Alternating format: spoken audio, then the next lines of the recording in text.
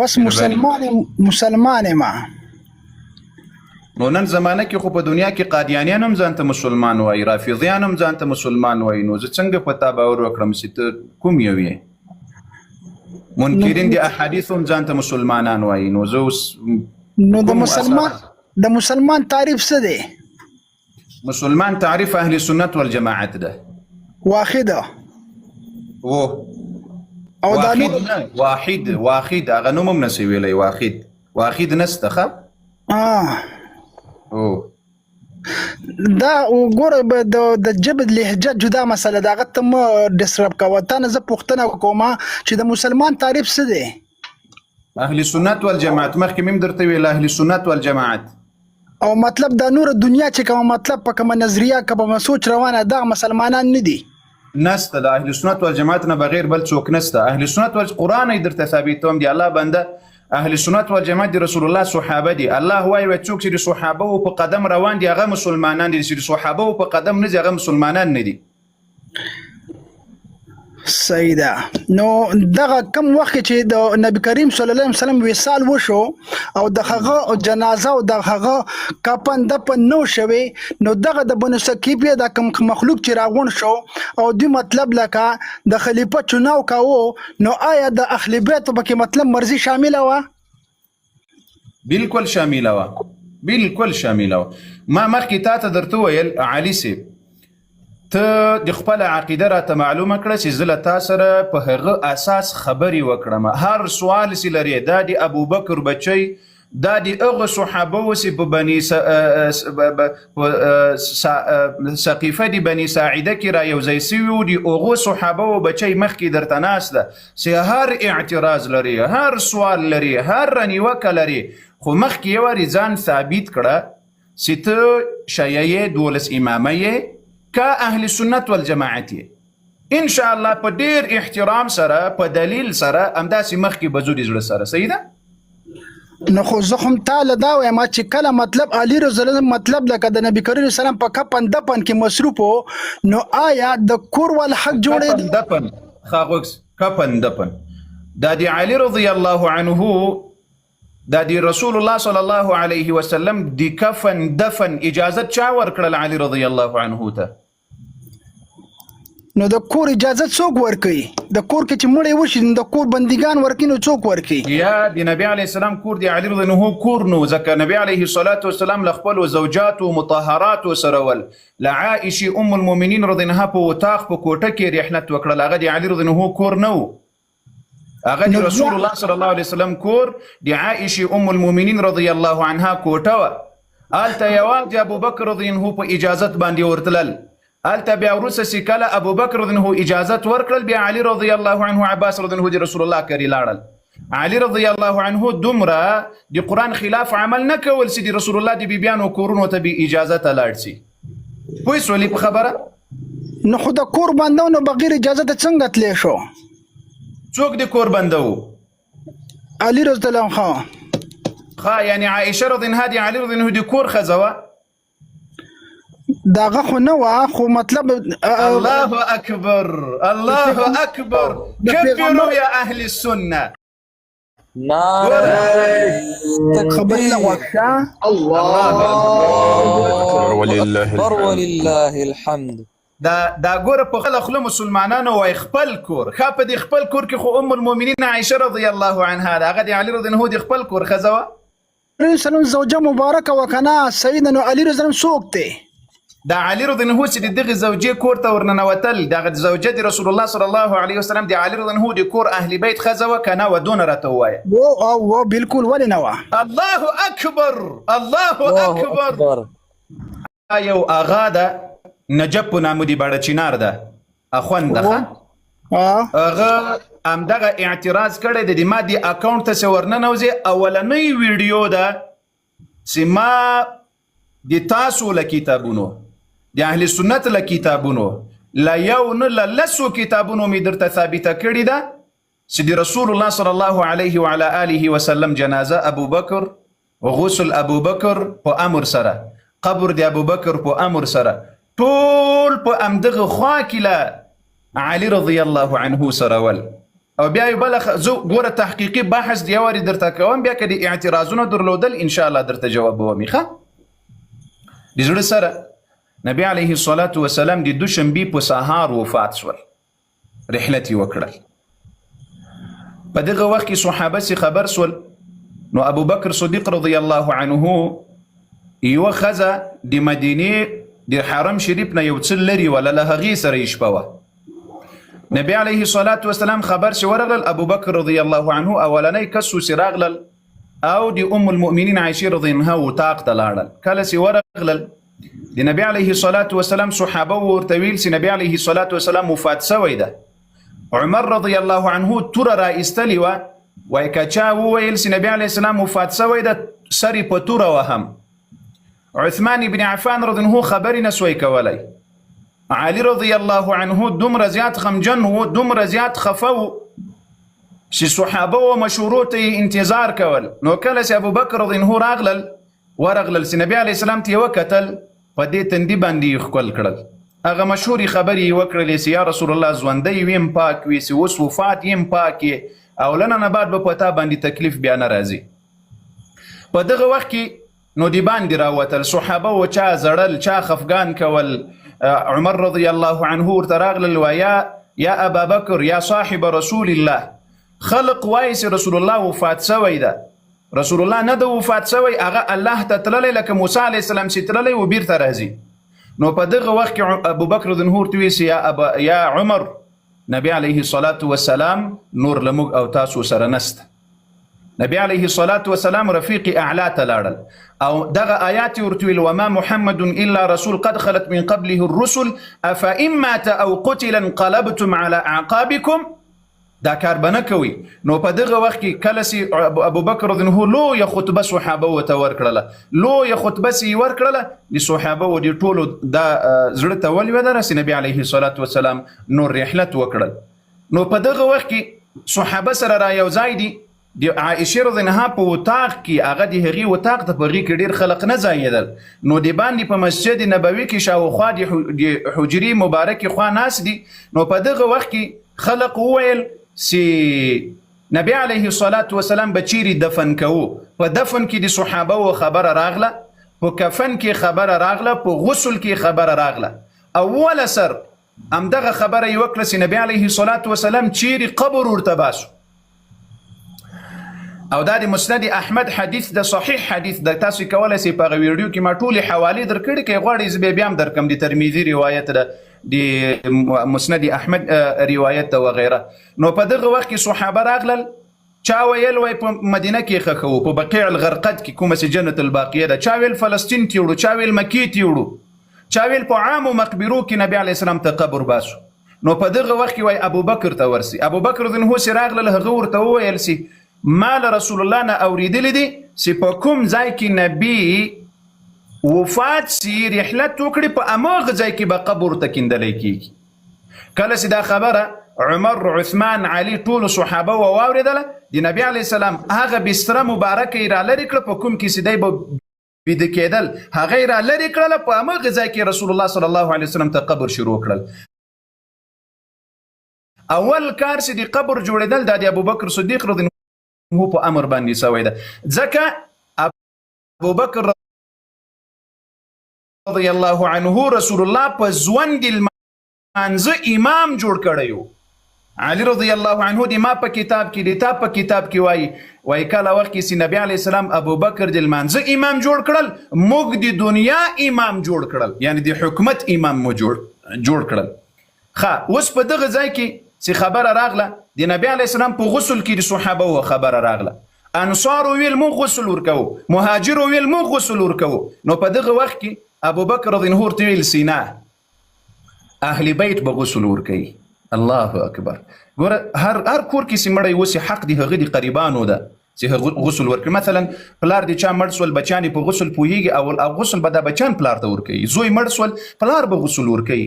همدغسې د کور د هر چا خپل حق ده. نو ابوبکر رضی الله عنه ویل سینا، او نبی علیه الصلاة والسلام د تا په کتاب کې علي رضی الله عنه ته وصیت هم کړی دی. د تا په کتاب کې نبی علیه السلام ورته وایي چې ای علي، ما ته به غسل تو راکوي چې بل څوک مې عورت ونه ګوري.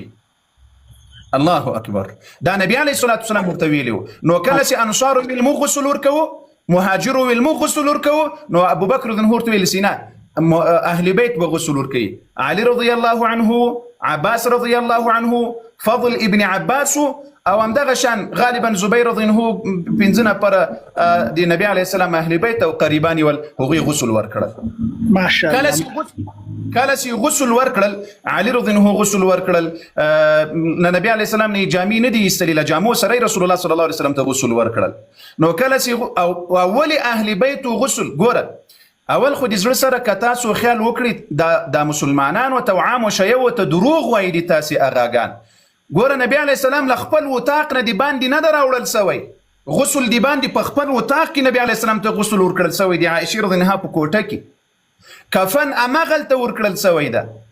دا دومره وړه کوټه وه د زړه سرونو، په دې کې 500 کسان نه ځایېدل چې ټول خلق ورغلي وای نبی علیه السلام ته غسل ورکړی وای، نبی علیه السلام ته کفن ورکړی وای. بلکې دا قبر چې صحابه وکیندل، بعضې صحابه به ورغلل هغه به ستړي سول، بیرته به د باندې راغلل، نور صحابه به ورغلل هغه قبر د رسول الله صلی الله علیه وسلم یې پوره کړل، ځکه کوټه وړه وه. نو دغه غسل چې اهل بیت ورکړی ده، ابو بکر په دروازه کې ورته ناست، عمر په دروازه کې، ټول د مدینې صحابه د رسول الله غم و د زړه سره، د مدینې نر و ښځه ماشومان د رسول الله د حرم شریف د مسجد په خوا کې ناست دي، د نبی علیه الصلاۃ والسلام په مصیبت باندې را یو ځای دي. الله. په دغه وخت کې د رسول الله صلی الله علیه وسلم کفن په کوټه کې ورکړل سوی، غسل په کوټه کې ورکړل سوی. نبی علیه الصلاۃ والسلام یو سانتی د باندې له کور نه ده راوتلی. دا بعض تاسو دا فکر کوي چې نبی علیه السلام د باندې راوړل سوی جنازه، نه، بیا اخر کې یو اختلاف پاتې سول چې په نبی علیه السلام جنازه څنګه کوو. ابو بکر رضی الله عنه ته راغلل، دا په غالبا بیحقی کې دا روایت ده، په ترمذی کې دا روایت ده، البدایه والنهایه کې شیخ امام ابن کثیر رحمه الله دا روایتونه راوړي دي. نو ابو بکر رضی الله عنه ورته ویل چې رسول الله صلی الله علیه وسلم په کوټه کې به 5 کسان 3 کسان ځایېدل تر 100 کسانو. نو ابو بکر رضی الله عنه ورته چې په هغه ځای کې امامت به څوک نه ور باندې کوي په رسول الله چې ژوندی هم امام ده، اوس چې په دنیا کې د جسد مبارک هم د امام ده، تر څو چې خاورو ته دی نه سپارلی سوی امام به امامت ور باندې نه کوي. ماشاءالله. صحیح. همدغه خبره وه چې علي رضی الله عنه ټولو صحابه وو، البدایه و نهایه راواخله، نه ماشوم د مدینې پاتې سوی، نه ښځه پاتې سوی، نه نر پاتې سوی، داسې ټولو په رسول الله د جنازې لمونځ وکړل. په نبي علیه السلام د جنازې لمونځ داسې نه ده سوی لکه په ما او تاسې کېږي چې خلق را یو ځای سي بیا صفونه برابر سي، ځکه نبي علیه السلام اول د جنازې لمانځه ته ضرورت نه درلودل. ولې؟ هغه معصوم و، هغه رسول الله و، هغه د چا شفاعت، د جنازې لمونځ ده دا سفارش ده. د جنازې په لمانځه پوهېږي؟ د جنازې لمونځ د دې معنا صلات الجنازه دا سفارش ده، شفاعت ده چې الله ته یې څوک وکړي. نبی علیه السلام د چا سفارش او شفاعت ته ضرورت نه درلودل، خو خیر په اوله سر کې ملایکې راغللې، په نبی علیه السلام جنازه وکړله، جبریل علیه السلام، میکائیل علیه السلام، اسرافیل علیه السلام، ملایکې. بیا په دغه وخت کې د صحابه د نبی علیه السلام 2 شنبې په ورځ وفات شول، د 4 شنبې په شپه باندې نبی علیه الصلاۃ والسلام قبر ته وسپارلی سول. ولې؟ وجه یې همدا وه چې صحابه وو، نخت د مدینې ډېر زیات صحابه وو، نو دا به راتلل 5 کسان 3 کسان په یوه دروازه به ورننوتل، په نبی علیه السلام به یې درود ویل، نبی علیه السلام ته به دعا کوله، په بل دروازه باندې به وتل. 5 کسان 3 کسان 10 کسان 5 کسان 2 کسان 3 کسان، دا به داسې تلل وتل به، چې نارینه خلاص ول، زنانه خلاص ول، ماشومان ول. نو د نارینه و په اخیری کې ابو بکر و عمر او له صحابه کم و زیات ورسره نور دی ټول لاړل، اخیری د نبی علیه الصلاۃ والسلام ته یې د جنازې لمونځ وکړل. علي رضی الله عنه، عباس رضی الله عنه، اهل بیت ټول چې څوک په هغه وخت کې ول، دوی په نبی علیه السلام د جنازې لمونځ وکړل. دغه خبره چې کله پای ته ورسېده په دغه وخت کې چې کله نبی د سقیفه د بني ساعده خبره درته وکړم. سقیفه بني ساعده سیده د زړه سره دا انصار صحابه و، د ځای ناستي په دې ځای کې به را یو ځای کېدل، د شورا د مجلس ځای و. دا سقیفه د بني ساعده په شام کې نه ده، دا په خپله په حرم شریف کې ده د زړه سره. که ته کله لاړلې یا دا بعضې مسلمانان لاړ سي او یا 2 میاشتې وروسته زه انشاءالله حرمین و شریفینو په سفر ځم ښه، نو که کله لاړم دا ویډیو به لازمي درته کوم. دا سقیفه د بني ساعده دا د نبي علیه الصلاة والسلام په حرم شریف کې ده، اوس په حرم شریف کې ده، دا په اسمان کې نه و چې تاسو ته غاګان دروغ وایي چې له ابوبکر او عمر نه جنازه تېره سوې و، نبي علیه السلام یې قبر ته سپارلی و، بیا دوی راغلل. نه، کله چې نبي علیه السلام خبره د وفات راغلله نو انصار صحابه خبر سول. کله چې انصار صحابه خبر سول هغوی را یو ځای سول په سقیفه د بني ساعده کې چې امیر به له موږ نه وي، امیر به له موږ نه وي، ځکه دا امارت خلافت د مؤمنانو مسلمانانو دا له ضروریاتو د دین نه ده. نو کله وخت کې چې دوی ورې را یو ځای سول دلته ابوبکر او عمر ته خبره راغله چې یا صاحب رسول الله ابابکر او عمر دوی ته چې خبره وکړه چې انصار یو ځای سوي دي او وایي چې امیر به له موږ نه وي. ابوبکر او عمر چې کوم احسان په دې امت کړی ده مؤمن مسلمان ته معلومیږي، منافق ته نه معلومیږي. ابوبکر عمر دواړه او ابو عبیده ابن الجراح دا درې سره جنتی صحابي دي، سره رسول الله د جنت زیری ورکړی ده. امین الامه ابو عبیده ابن الجراح رضی الله عنه ده. دوی وویل چې راځئ لاړ شو هلته، هغو ته قناعت ورکړو چې دلته یو ځای د رسول الله صلی الله علیه وسلم مصیبت ده، د هغه غم ده، یو ځای کې د مسلمانانو په منځ کې اختلاف را پیدا شي نو دا به ډېره لویه فتنه وي د مسلمانانو په منځ کې. نو په دغه وخت کې علي رضی الله عنه او عباس رضی الله عنه نبی علیه السلام ته غسل ورکول، کفن ورکول. ابو بکر، ابو عبیده ابن الجراح، عمر رضوان الله علیهم اجمعین د نبی علیه الصلاة والسلام ما حسابولی د غالبا 100 قدمه راځي. دا دغه سقیفه د بني ساعده د نبی علیه السلام له زیارت مبارک نه له روضې نه تر هغه ځایه پورې چې رش نه وي 100 قدمه تر 1.5 قدمه پورې دومره ځای ده. نو کله چې ورې لاړل ابوبکر او عمر هغوی خبرې ورته وکړې، دې خبرې ورته وکړې چې ګورې راځئ دا د نبي علیه الصلاة والسلام له کفن او له غسل له دې نه چې کله فارغه سو ټول په مسجد نبوي کې را یو ځای سو نو بیعت به واخلو. نو په دغه وخت کې چې ابوبکر رضی الله عنه خبرې وکړې د نبي علیه السلام احادیث ورته وویل. نو په انصارو کې په هغې سقیفه د بني ساعده کې زید رضی الله عنه ورته راولاړ سول، ورته ویې ویل د خپلو انصارو ته چې رسول الله مهاجر ول، د رسول الله وروسته خلیفه به مهاجر جوړیږي، ځکه نبي علیه السلام حدیث ده چې له ما نه وروسته به 12 خلیفګان له قریشو نه وي، له چا نه به وي؟ له قریشو.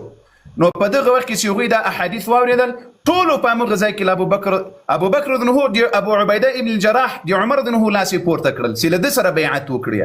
هغه ورته ویل چې نه یا ابابکر ته رسول الله په ژوند کې د لمانځه امام جوړ کړی یې، له تا نه بل څوک نسي مخکې کېدلی. نو هغو انصارو بیعت له ابوبکر سره وکړل، په دې نیت بیعت ورسره نه ده کړی چې د ټولو مسلمانانو خلیفه سول، بلکې بیعت یې ورسره وکړل د دې دپاره چې د رسول الله صلی الله علیه وسلم د مصیبت مراسم خلاص شي. له هغه نه وروسته به ټول صحابه په مسجد نبوي کې په دې باندې مشوره کوي چې هر څوک یې د ځان لپاره امام او خلیفه ټاکل. دوی په سهار کې لاړل، د ماسپښین لمانځه ته بیرته راغلل، ځکه ابوبکر د مسجد نبوي امام رسول الله جوړ کړی و. الله دې نقطې ته متوجه سیه. رسول الله صلی الله علیه وسلم چې اخیری عمر کې 12 ورځې مریض و، د مسلمانانو امام د لمانځه ابوبکر رسول الله جوړ کړی و. د تاسې اغاګان په دروغو درته وایي شپې ورځې وایي په سقیفه د بني ساعده کې ظالمانو هغه خو د رسول الله د مسجد امام او د مسلمانانو لمونځ نو چا ورکول. نو کله چې لاړل له سقیفه د بني ساعدې نه راغلل، پیغمبر علیه الصلاة والسلام دفن سوی نه ده، نو اول د ماسپښین لمونځ وکړل په امامت سره ابوبکر. کله چې د ماسپښین لمونځ ادا سول نو د نبي علیه الصلاة والسلام د ټولو شیانو امر یې ورته وکړل. د نبي علیه الصلاة والسلام دغه جسد مبارک سي 2 ورځې د قبر په غاړه باندې وو، دا د جنازې په خاطر باندې و چې خلق نه ختمېدل. کله چې د 6 شنبې ورځ تېره سوه، د 4 شنبې ماخوستن سول، مسلمانان خلاص ول، ټولو د نبي علیه الصلاة والسلام د جنازې لمونځ وکړل. نو نبي علیه الصلاة والسلام یې د 4 شنبې په شپه باندې خاورو ته وسپارل. په دغه وخت کې چې ابوبکر رضی الله عنه هلته بیعت واخیستل، دا په مستدرک حاکم کې او په مسند امام احمد ابن حنبل کې دا روایت ده. علي رضی الله عنه ورته وویل چې یا ابابکر زم د شورا سړی ومه، لما سره به دې مشوره کړې وه چې تا بیعت واخیستل په سقیفه د بني ساعده کې. زه په دې نه یم خفه چې تا بیعت اخیستلی، مشوره خو به دې راسره کړې وه. ابوبکر رضی الله عنه خپل خبرې ورته وکړې چې د هغه فضیلت یې بیان کړل، د علي رضی الله عنه، علي رضی الله عنه د ابوبکر فضیلت بیان کړل. نو له هغه نه وروسته ابوبکر ورته ویل چې خبره داسې وه.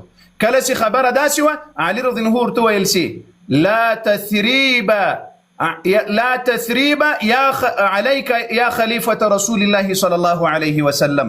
داسې الفاظ د روایت راځي چې ته نور غم او پریشانی مه کوه ای خلیفه دی رسول الله.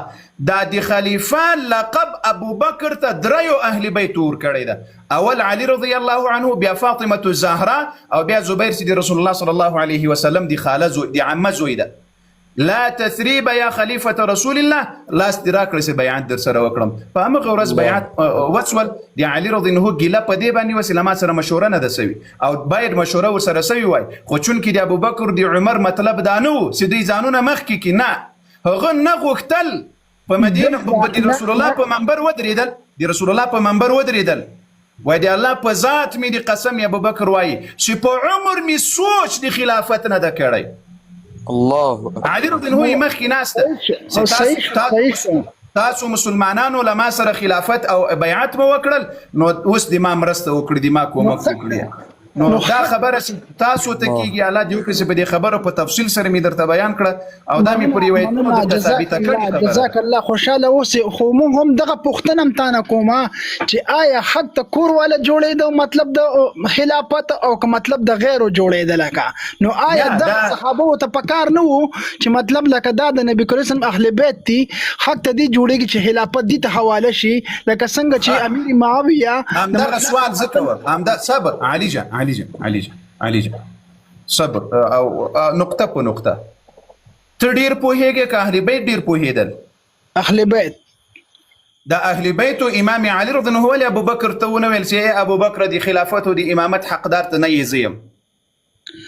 نو خو د وخت مناسبت ته کاته کنه مسلې جوړېدې کنه. مسلې ولې مسلې؟ یو څوک چې حق وي او هغه د الله او د الله د دین د پیغمبر له طرف نه حق وي، هغه بیا د وخت مصالحو ته ګوري که رب او پیغمبر دین ته ګوري. نو کو دغه ته خو مطلب کاته خو ټول نظام ورانه ده کنه، خو هغه هم دغه ته د هیڅ پروا نه و. اوس خو وران سوی، خو تاسې وایئ چې ابوبکر رضی الله عنه صحابه او خلیفه جوړ کړو، دا د اسلام او د قرآن او د اهل بیتو خلاف کار کړی، دا خلاف وران سوی. د علي رضی الله عنه ولې د الله نه منله، ولې د پیغمبر نه منله، ولې د دین نه منله؟ علي رضی الله عنه ولې مخالفت کول؟ مخالفت خو نه دی کړی، خو کم از کم دغه خو پکارو کنه چې مطلب دا خو د مطلب د چاکورانه وا صحیح ده. اوس وګسه د زړه سره خلافت او امامت دا د اسلام مبارک دین صحابه او ته قرآن وایي چې خلافت زه صحابه او ته ورکوم، د رسول الله صلی الله علیه وسلم اهل بیت ته نه ورکوم. الله جل وعلا په ټول قرآن کې دا نه دی ویلي چې اهل بیت حقدار د خلافت دي، خپل اهل بیت نه دی ویلي. قرآن عظیم شان سورة نور اتلسمه سفاره راواخله د زړه سره. وعد الله الذين آمنوا منكم وعملوا الصالحات ليستخلفنهم في الأرض منكم اے مؤمنانو لتاسو نه به خلیفه جوړوم. خدای زړه سره. بیا پیغمبر علیه الصلاة والسلام وایي لما نورسته به 12 خلیفګان امیران دا له قریشو نه وي، کچیری له اهل بیتو نه وای رسول الله به ویلو چې له اهل بیتو نه وي. نبی علیه السلام دا خبره نه ده کړې. نبی علیه السلام وای له قریشو نه وي. ابوبکر قریشي ده، عمر قریشي ده، عثمان قریشي ده، علي حیدر قریشي ده، حسن قریشي ده، معاویه رضوان الله علیهم اجمعین قریشیان دي، ان تر عمر ابن عبدالعزیز پوری. دا پیغمبر علیه الصلاة والسلام ویلی دي چې دا 12 کسان به خلیفګان جوړیږي له قریشونه او جوړم سول. دا د نبی علیه السلام په صداقت باندې په پیغمبري باندې لوی دلیل ده چې نبی علیه السلام پیشګویي کړې وه. نو دا دلیل خبره ومرسېدله که څنګه چې نبی علیه السلام دا خبره دغه دلیل خو هم پرېښی دی که نه تاسو ته زه مطلب د خدای قرآن او اهل بیت پرېږدم. دا خو نه دي ویلي چې صحابه درته پرېږدم، دا خو راته نه دي ویلي چې پیغمبران درته پرېږدم. اوس افرین شابس همدغسې علمي خبره کوه. اهل بیت د څه شي دپاره؟ د خلافت دپاره که د محبت دپاره؟ د محبت دپاره که نه شابس خلاص الحمدلله تر اهل بیت ما ایمان ده، امام علي می ایمان ده، امام علي می زړه ده، حسنین می سترګې دي، د ما دي د ځان او روح او زړه او جسم او اولاد او مال او وینه ټول تر اهل بیت قربان وي. ګوره اهل بیت په مینه کې مرا سره غږیږه